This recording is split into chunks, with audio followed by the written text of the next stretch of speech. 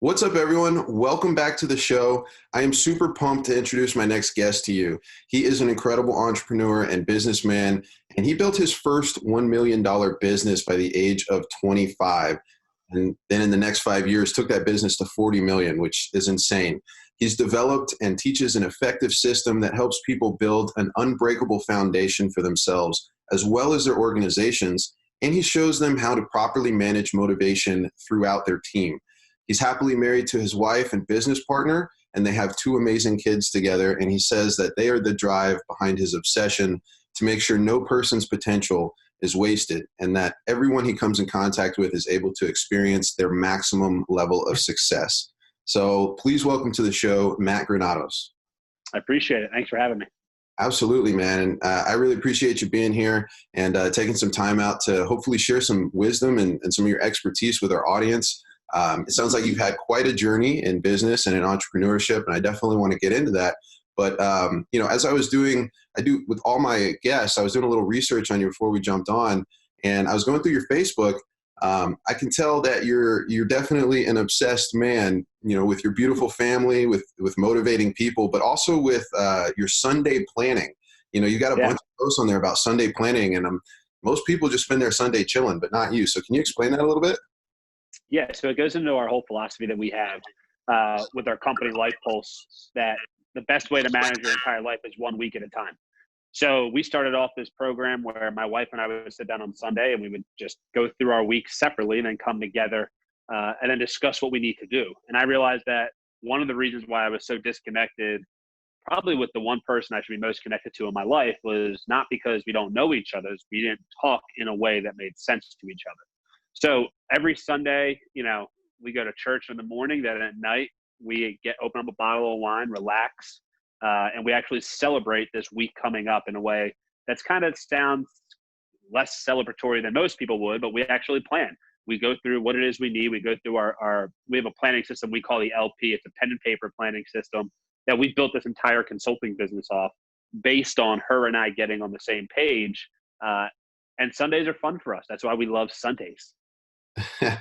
That's awesome, man. I love that. And, communication is really important. And I love that, you're bringing it together with your family. And obviously, like you said, she's your business partner as well. But, the idea that you're celebrating the next week through planning is pretty cool. And I think it's important to plan. And I think a lot of people, that's an area of neglect that if they were to sort of focus on this one area of just kind of thinking, like you say, in 1 week chunks, they could be a lot productive and get a lot more done. And not only is it an area of neglect, it's an area of avoidance. Yeah. People don't want to do it because they then think they have to get through their week. And what they don't realize is there's a mental issue that happens when you worry about something that's about to happen. Your stress levels act as if you're already going through it. So the more you worry about it, the more your stress is raised. So one of the things we take in our teachings, this concept of the Zeigarnik effect, which the best way to describe this phenomenon is if I was to say dun, dun, dun, dun, everyone else who's listening to this right now, you have to finish it. And that's just because that's the way our brains work. Our brains make it so that we want everything to come to completion. And until it's to completion, we stress about it. So for those of you who are still trying not to do it, if I do dun, dun, dun, dun, dun, that's really awkward, right? And all of you have done it in your head. Even I did it in my head. We have to do it. And that's what we lean on is everything we teach at Life Pulse is not about different gotcha mechanisms and tricks and ways to manipulate the system. It's ways to use the system that is this universe, the way humans work on these natural laws of success, and success leaves clues. So why not set ourselves up at the beginning of the week to be on path to hit that success naturally? It actually takes a lot less effort doing it this way. It takes about 20 minutes on Sunday, 5 minutes every day. And a lot of people will sit there and say, well, I just don't have time to do that. And I go, well, how much time are you sitting there arguing with your significant other about what you said or what you need to do? Or how much time are you arguing with your manager or your people you're managing, whatever business you're in? How much time are you wasting throughout the week? I guarantee you it's more than that hour I'm asking you to spend to avoid that stuff. So the ROI, if you're truly thinking a sense of ROI and you're an intelligent person who understands that concept, would be take a little bit of time to put in the beginning, saves you hours of headaches throughout the week. I love that, man. I love that. And, you touched on a big point too, that the whole avoidance thing, it really is what generates, I think, most of the stress in people's life is just that idea of Right. something's coming and I gotta just try to avoid it no matter what cost. But the reality is, Yep. is it's not even happened yet. So why are you Right. creating this suffering in your mind now? The situation isn't even here. So I love that, man. It's a Yeah. great concept for sure. So Cool. cool. Let's go ahead and jump into your story, Matt. I want to talk about sort of how you Yeah. got into business, how you became an entrepreneur. Is this like been a dream since a child, or did this kind of happen along the way? Can you explain that to us? Yeah. So it happened when I was 15. And I remember it specifically understanding this concept. And what happened, I was DJing, right? Grew up in the Northeast where Sweet 16s are a big deal, weddings, obviously, bar and bat mitzvahs are a big deal. And what happened is they bring in an entertainment crew, including with DJs and dancers and bands and all of that stuff to come and put on the event. So at 15, I started DJing. And then eventually, within about a year, I got fairly decent at it, and I was out doing my own shows for this company. And I'll never forget, my boss told me to collect the balance, and I get to keep the balance. And I was like, wow, this is amazing. Like, he's giving me all the money. Like, I'm collecting this check, and I get to keep it all. And I was going through, and I had to get them to sign the rest of the contract, and I was looking at it, and it was something like maybe a $2,000 bill, and they owed 10% left. So I got $200. And I remember I went home and I asked my dad, I said, I don't understand. How does this work? The whole thing was $2,000 and I got paid $200. I did all the work. I talked to the client. I did everything according to me. My dad said, well, that's the difference between being a business owner and being an entrepreneur. And I said, well, explain that. He said, as a business owner and an entrepreneur, you are either leveraging your time or your time is being leveraged. And as an employee, we are sitting there working for somebody else. So fast forward, I asked my dad, I said, so if I had all my own DJ equipment, could I charge $2,000, right? Because they got my services. He said, well, I guess you could. If you could get someone to pay it, then you have a business. So within about 6 months, I saved up as much money as I possibly could, bought my own set of DJ equipment, and then started doing my own little gigs on the side for, instead of $200, $2,000. And it turns out that I was providing the same service, just getting paid for my own labor, taking my own risk, right? Which I did, and every entrepreneur did. And now all of a sudden I got to keep 100%, not just the balance, but the entire deposit as well. So that was how it started. At 15, I started, it was called Explosive Entertainment. Thought it was a great name. Branding wasn't my specialty by any means. And did that, paid my way through college, DJing the whole time. Then that led me down kind of the nightlife road of hospitality. So I worked in Atlantic City as an intern, and then eventually worked out in Las Vegas with Steve Wynn as an intern. And it was Steve Wynn who actually talked me out of going into the casino industry, because that's all I wanted to do was open up a casino. And what I realized was, this is what he said. He said he hates the gaming industry. It's just the only industry he could be in that would allow him to create the beautiful places that he creates. And if you've ever been to any of a Wynn resort, they're amazing, amazing locations. So what I was taking from that, going, I don't need to be in the casino industry. I just like sales. I like growing things.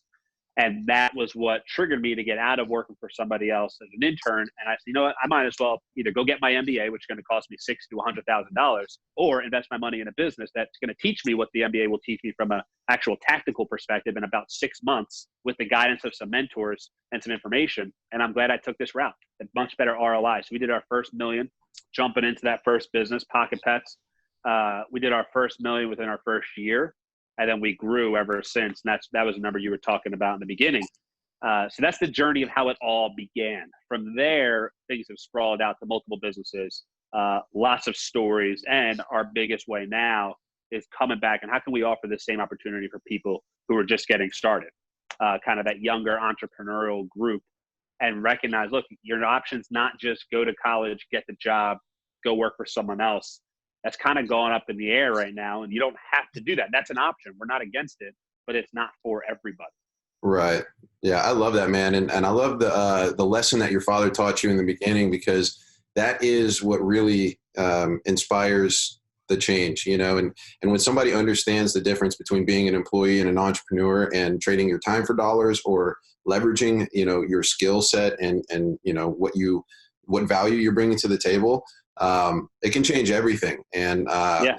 It's interesting too, what you mentioned about building things, and how Steve Wynn, like his desire was to build these amazing resorts or hotels or whatever, right? But that was the only Right. thing that allowed him to do so. So that's why he was in it. And I think, another thing too is the ability to just be able to take on opportunity and not be afraid to say yes to things. And it sounds like, Right. like you said, taking the risk, buying your own DJ equipment because you saw the opportunity there, right? But you said yes to it. You realized, well, I can work for $200 or I can keep the entire 2,000, but I got to go get my own equipment. I got to set up my own gigs, but I'm already doing the work. So I might as well do it. Right. So saying yes to that opportunity, getting over that fear, I think is amazing, and I love that story. So you said that business was called Pocket Pets. Yeah. What So this is an is interesting that? one, right? So we are the largest distributor of a very specific little animal. And I actually came into it as a younger partner with two other partners who were kind of mentors of mine.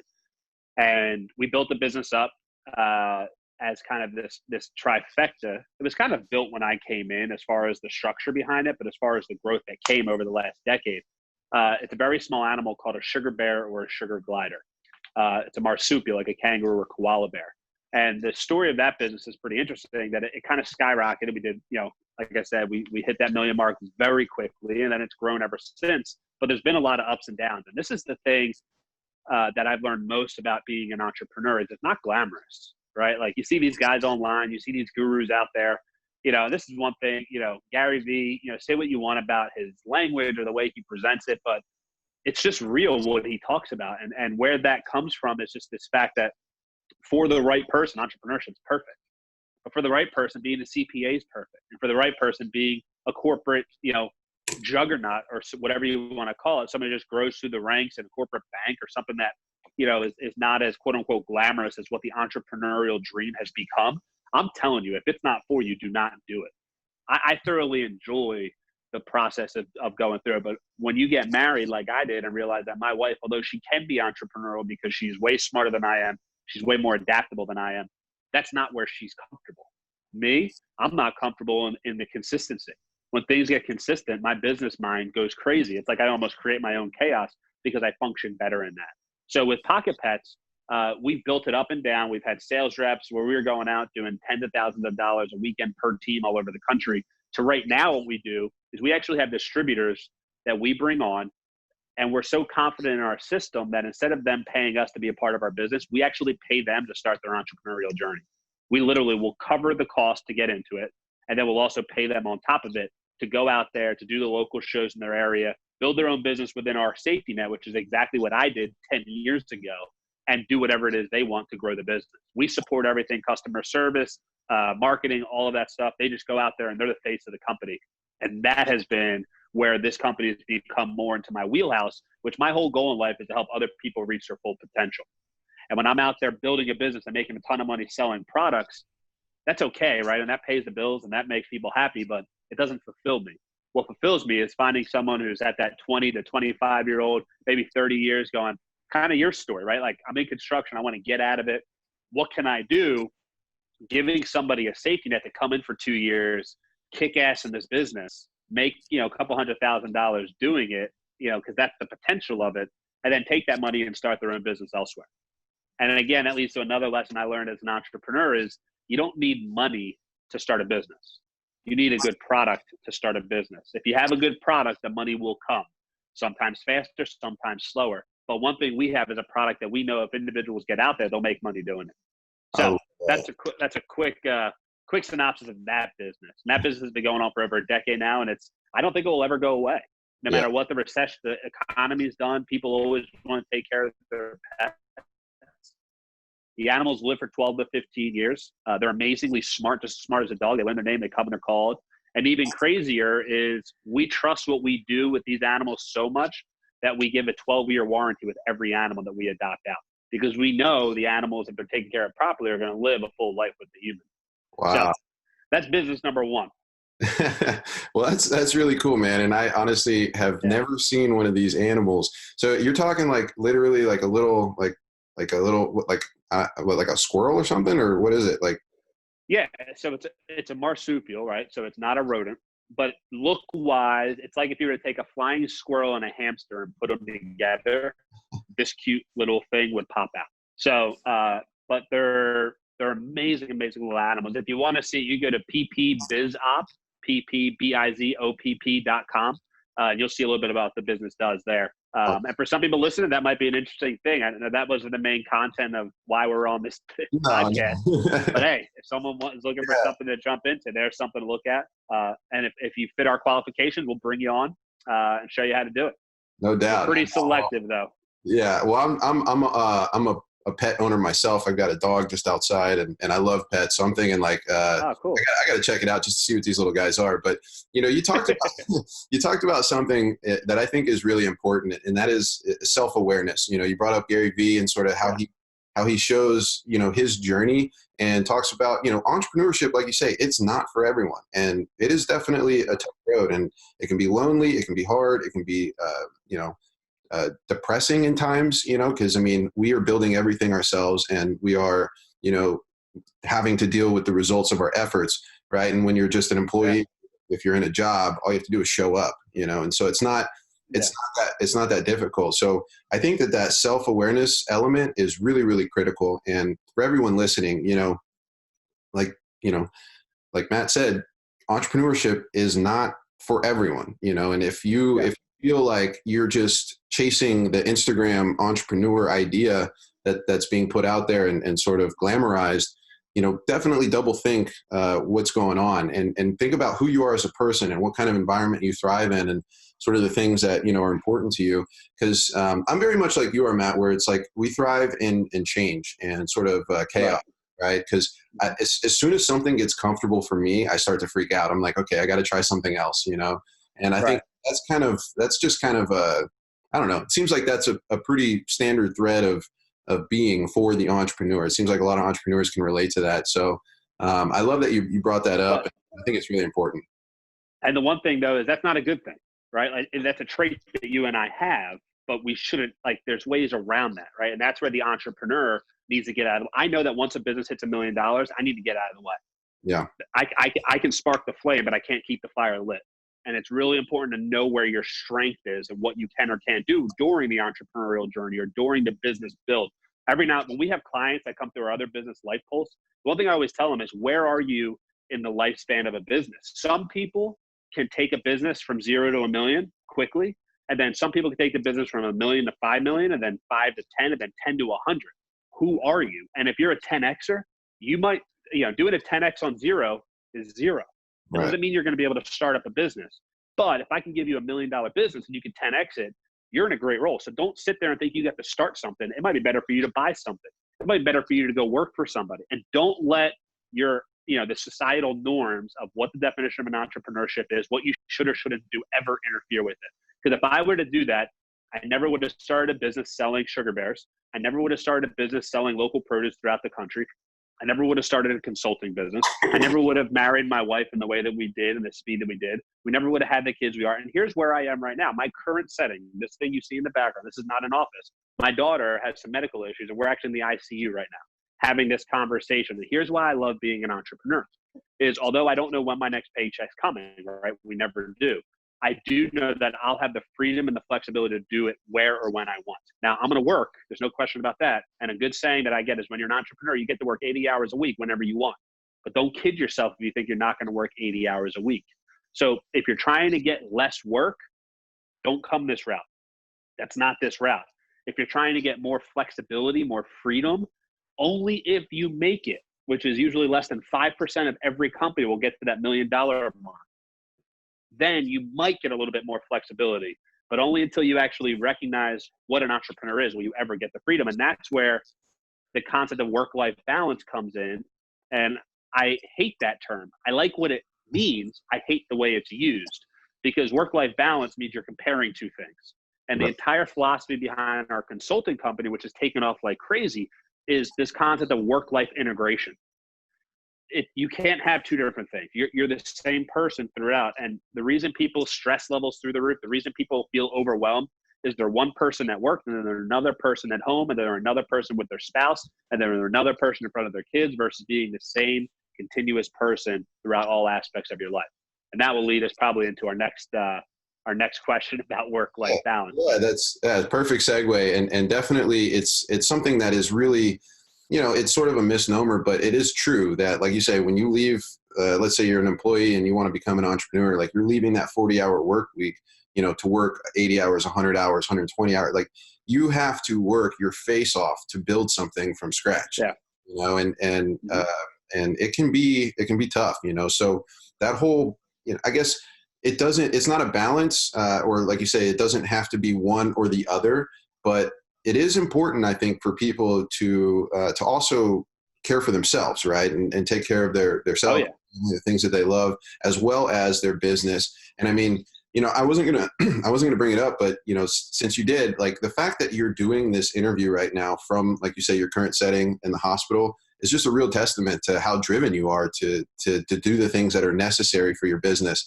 And hopefully, everybody listening, like they understand that impact. Like you've got an emotional thing going on right now, which I can totally appreciate.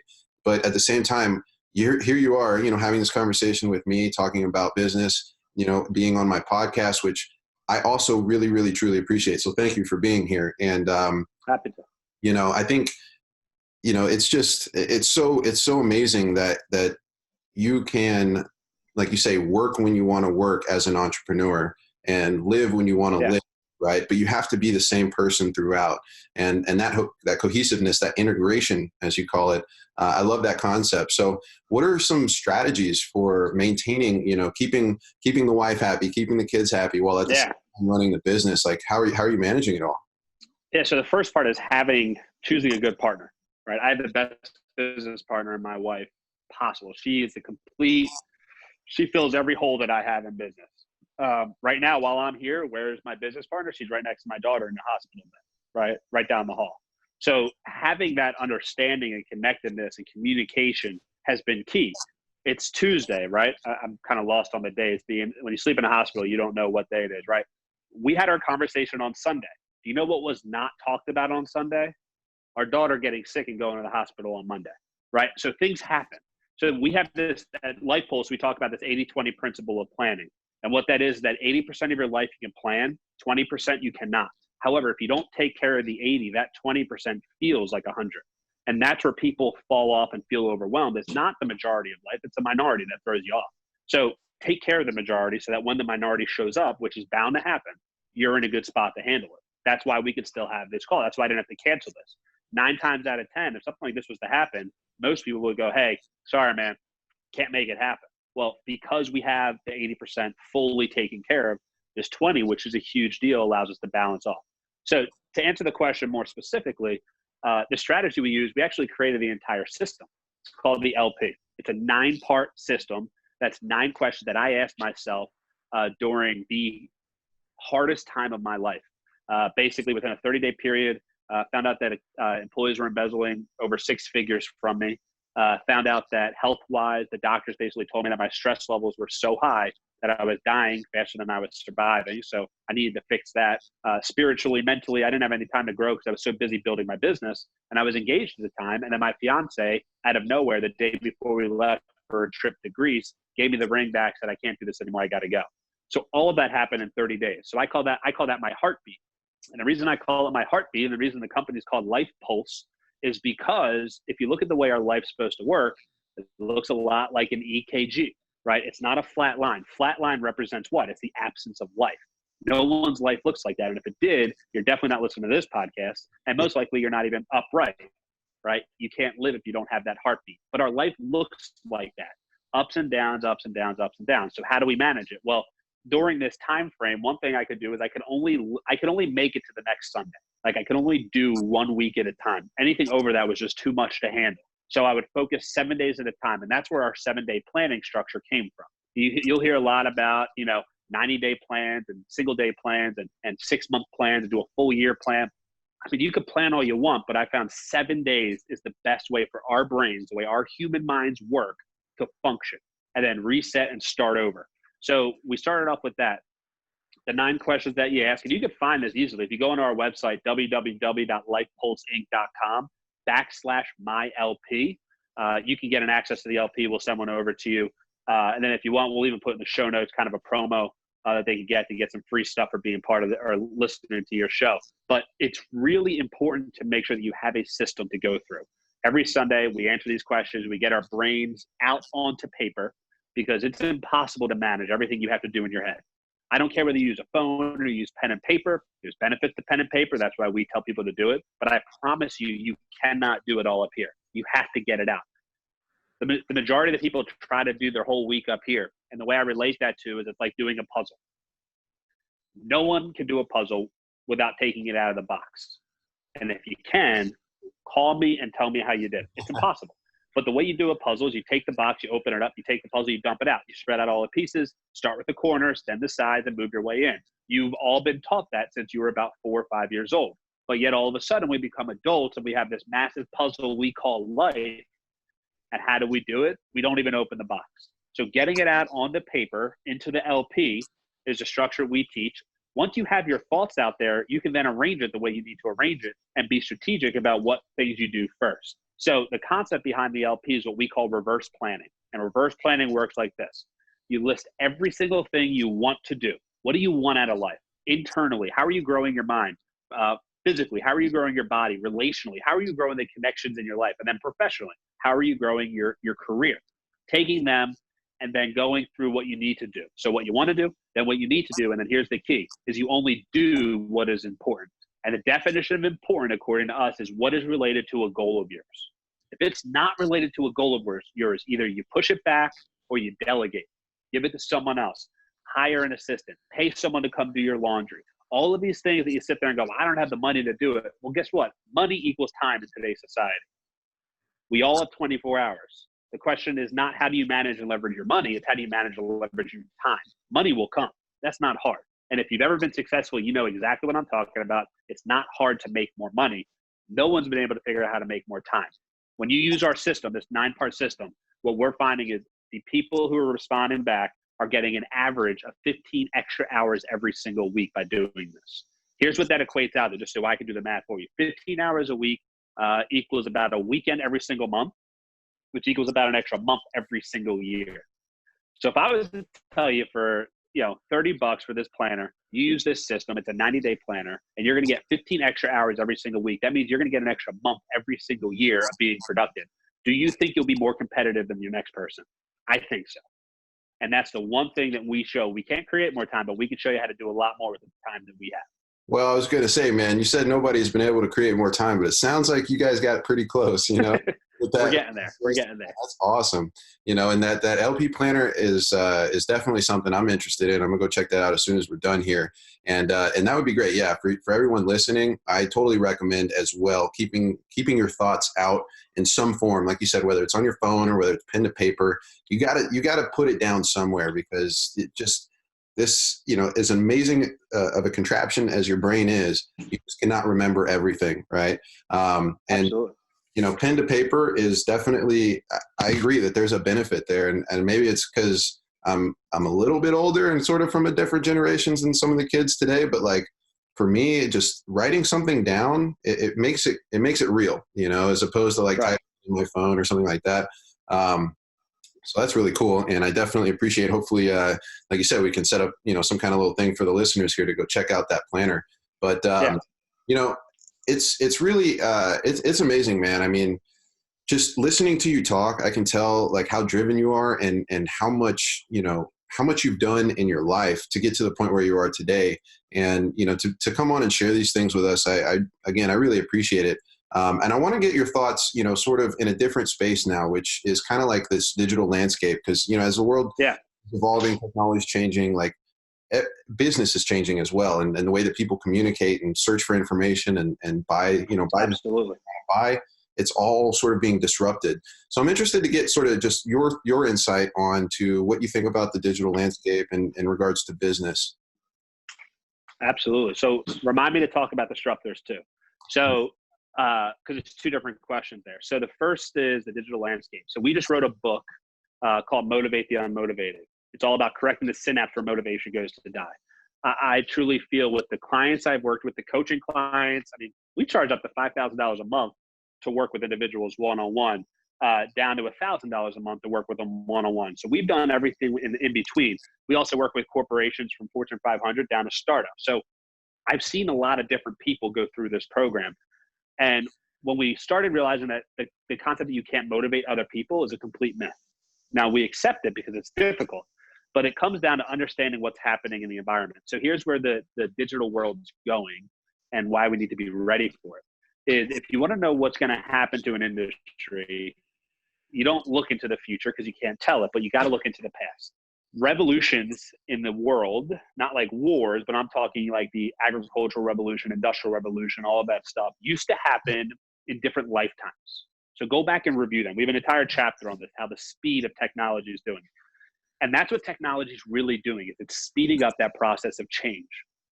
So if your business plan is not adaptable, you're done, because we don't know what's coming next. So what's happened is, and again, I could possibly even let this chapter out to your listeners if they're interested, but this whole concept that we did a study on and research is that it went from a lifetime to about every 100 years, which some people made it to 2 different ones, to about every 50 years, to the second in the 80s when technology and the internet started really piling through and people started to be able to connect.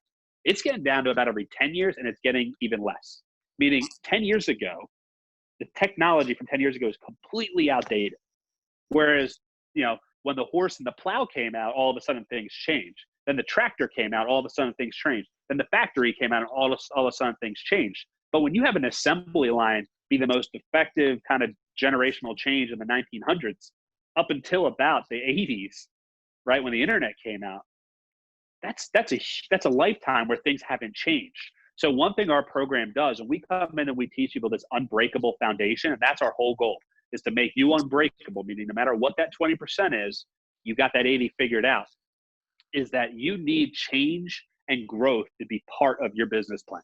Mm-hmm. And that's what I would tell you. So the digital world, I can't tell you what's coming with it. What I can tell you is it's here and it's going to be a part of it. So to sit here and think, well, I'm never going to change, this is how I do things. Sorry, it's changing, and it's changing how people are perceiving and receiving information, right? That's a big thing. Perceiving and receiving are 2 different words. I mean, 2 different things. And that's where the digital world's coming. So for example, if you're sitting there doing a 10 to 15, 30-minute presentation, 10, 15 years ago, that made sense. People would sit there and listen to you. Now, if you can't get your message out in 5 minutes, shoot, Twitter only gives you 140 characters, right? Now they've extended it, but you have to be able to get it out concisely and then let people make their own decisions. So it's gone from the whole world of sales has gone from selling, meaning let me tell you why you need it, to let me help you discover why you need it. And that's a big difference, that if you're an old school salesperson or you're reading books and from sales from, 10, 15 years ago, it's not that the information is invaluable, it's you need to adapt it to what's happening today. So the principles, truth is constant, but application changes. So you got to recognize that throughout your whole life. So as far as the digital landscape goes, is you need to be on board with it. I'm always amazed that people are like, I can't believe Facebook changed their algorithm again, or Google changed. That's part of your plan. They're going to do it. And because of that, that's what keeps you in business if you're able to be ahead of it. And what it also does is it resets it so new competition can come in. It's not a terrible thing. It's when you look at it as an excuse, it's a bad thing. When you look at it as an opportunity, it's positive. Same exact situation. It's all about how you look at it. So that's my best way to say, how's the digital world going? Look, I'm introducing a pen and paper planner in 2019. Right.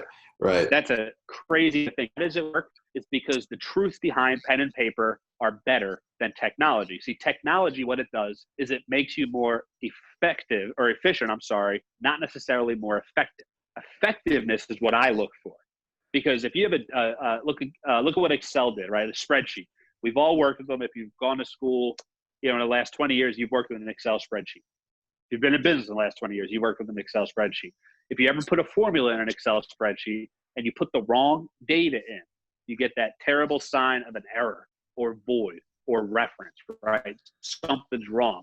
All the system can do is what we put in. If you put bad in, bad comes out. So don't think technology will ever save you unless you have something good that you can put into it. It goes back to what we said. If you have a business idea and you think all you need is some money to make it a reality, telling you the idea is not that good.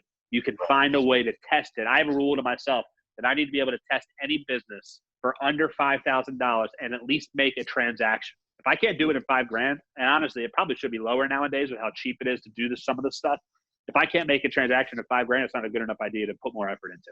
Right. That's just my philosophy. Well, it makes a lot of sense. Like say, if you need, it's all about inputs and outputs, right? And the system that is there. And, technology is simply a tool that we use to help us, reach more people and to help us do whatever it is we're trying to do. And like you said, it's all about the goal, right? And whatever your goal is, are your actions getting you closer or farther away from that goal? And, that's really the basis of right and wrong. Right. Right and wrong is just a subjective term. Like it means nothing, but yep. If you have a goal in mind, it's like, what are you doing? Is it helping you get towards that goal, or is it keeping you where you're at, or is it actually detracting you from that? And then how can you bring in people to help with those things that don't matter or that aren't getting you closer to your goal so you can focus on what you should be focused on? And as you said, the rapid rate of change, it's insane, man. We're getting to a point where I feel like every year almost the things are flipping, So if your business plan is not adaptable, then you're simply setting yourself up for failure. So absolutely. You said, remind me about disruptors. What are disruptors? Yeah. So I gave a talk about 2 years ago about knowing when a disruptor actually is going to happen. It's very key when it happens. And it's basically, there's an industry where there's an end user and somebody who's willing to create that, right? So let's take the farming industry, because we've already talked about that. You have someone was planting a tomato and this person was planting a tomato. This person decided they wanted to actually start doing something else besides planting tomatoes, and this person's really good at planting tomatoes. All of a sudden, this person decides to buy from this person. There's an industry. As more people come in to buy from this person, all of a sudden it's like gears turning, right?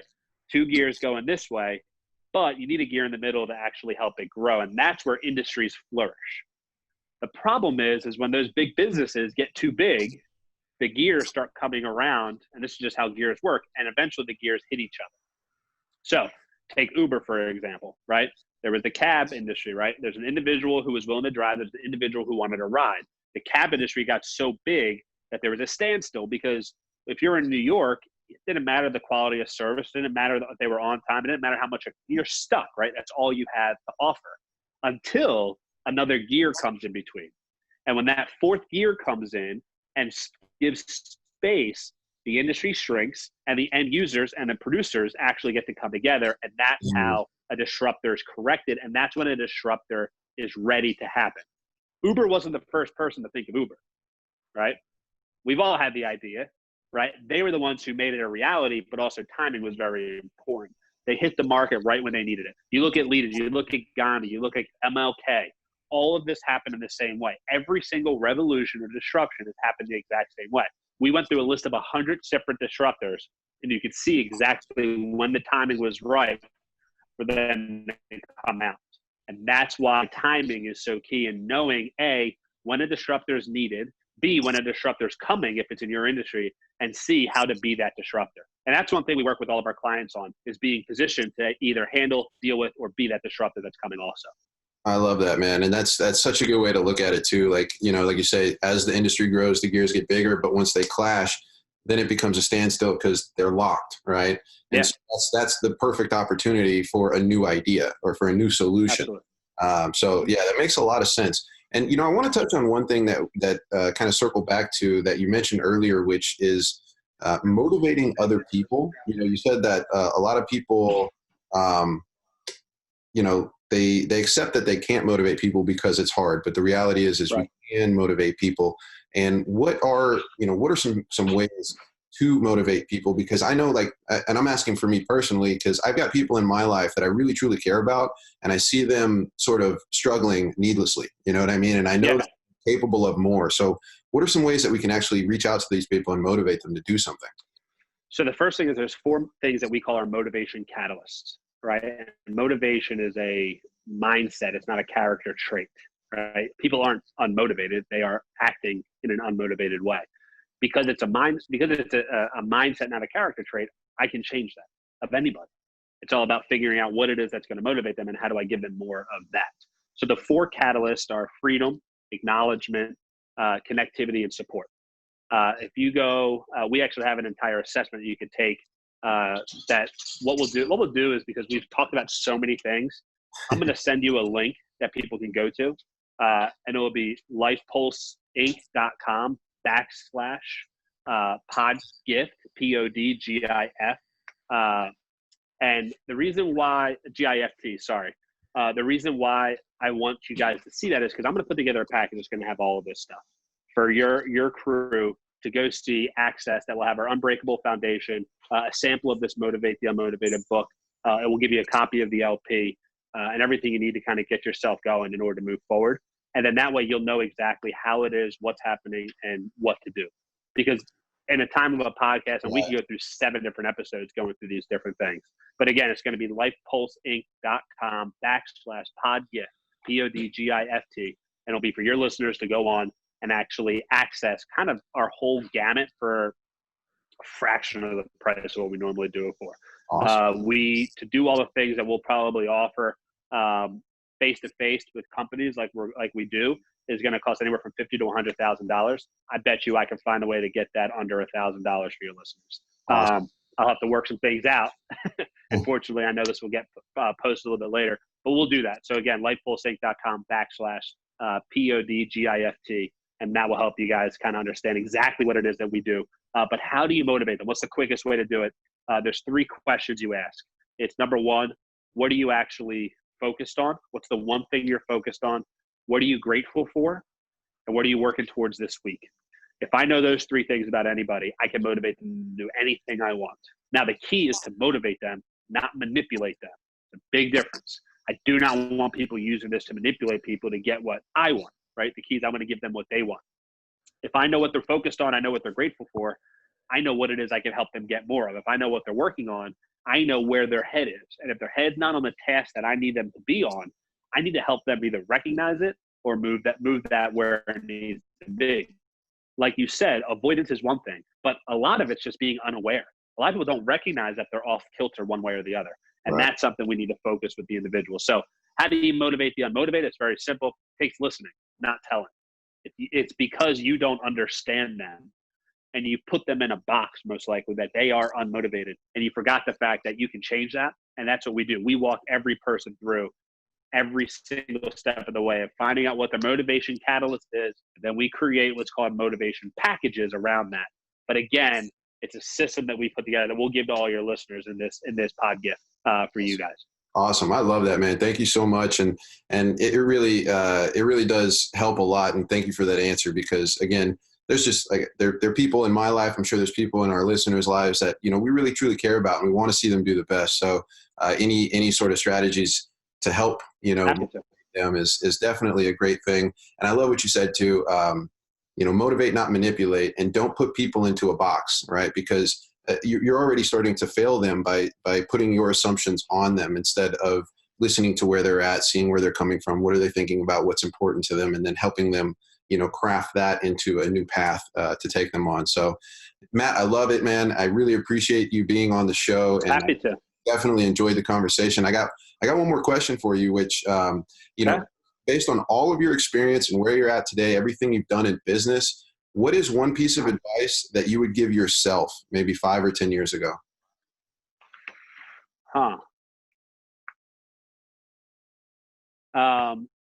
One piece of advice I would give myself 5 or 10 years ago when I first was getting started. This is going to sound a little strange, but it's something I actually did. And I would tell myself to do more of it. And it is to find mentors and listen. That would be it. I kind of joke about people, there's not an issue you're going through that doesn't have a book on Amazon about how to get over it or get through it, right? Like taking that aspect. And when you find a mentor, I describe mentors like this. And I tell all my coaching clients, like, look, if you get on my high level coaching, like you're part of my family and you see everything, good, bad, ugly, and I'm a human, just like everybody else. And one thing a mentor of mine once said is the worst thing you do is with a mentor is put them on a pedestal. Because if you put them on a pedestal, they are going to let you down. They're human. And what I would say is I would find mentors, and I treat mentors like buffets. And I don't mean this in a bad way. Anyone who would understand this concept would probably respect it as well. Is at a buffet, you don't need to eat everything. right? You take a little bit here, you leave what you don't like. So if you're never going to find a perfect person. So don't try to find a perfect mentor. Find a mentor who's going to help you in this area, this area, this area, this area, this area, this area, and then take what you want and leave what you don't want. But don't ignore the bad and don't make up for the good. Just take it for what it's worth, use it the way it needs to be used, and then move it where you need it to benefit for yourself. I love it, man. Awesome. Yeah. And I totally agree. Mentors are a very important, they're an important thing for us to grow, to learn, and to shrink the time that it takes to get to where we want to go. But you can't put people on a pedestal, because if you do that, you're going to get let down. And really the whole basis of an expectation is the disappointment that's tied to it, because nobody is going to live up to your expectation, no matter what it is. As soon as you create an expectation, you're guaranteeing yourself to be disappointed on some level. So I love it, man. Tell everybody, what's going on in your world, where they can find you. I know we talked about the awesome pod gift, which I really appreciate, but let everybody know what's going on with you.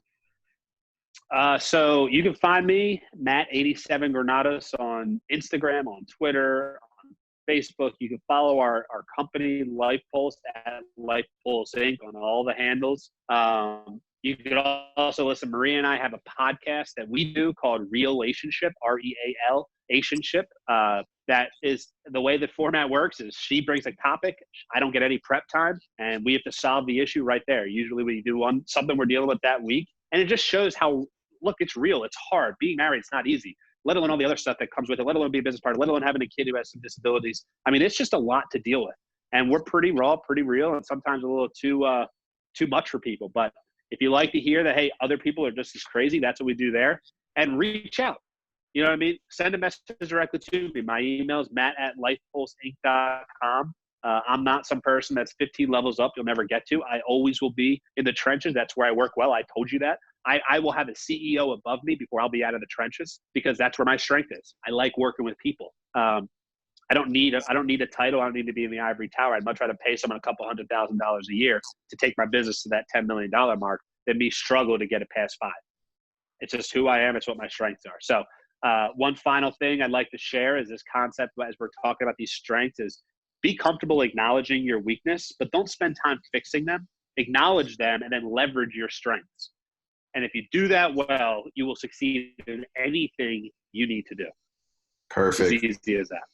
That's awesome, man. And thank you again so much. And Matt, again, I know you're in a difficult spot right now, so thank you for being here. I really appreciate it. Everybody listening, definitely go check out Matt if you need help with anything, whether it's mindset, relationship, business. This dude's got it covered. So thanks again, man. And I guess we'll catch you on the next. Awesome. Thanks a lot. Have a good one.